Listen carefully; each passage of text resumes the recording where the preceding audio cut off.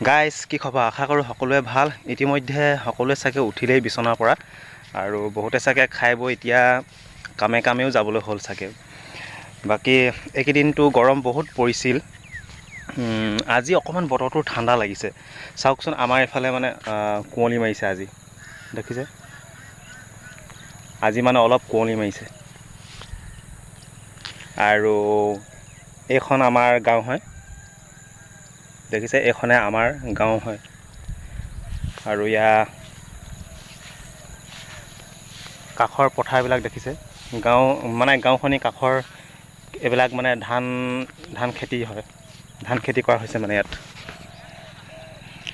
আৰু ৰোৱাবিলাক দেখিছে ইমান ধুনীয়াকৈ সজাল ধৰিলে আৰু একমাহৰ ভিতৰতে ওলাবগৈ আৰু মানে এইকেইদিন মানে বহুত গৰম সকলোৱে সহ্য কৰিব লগা হ'ল।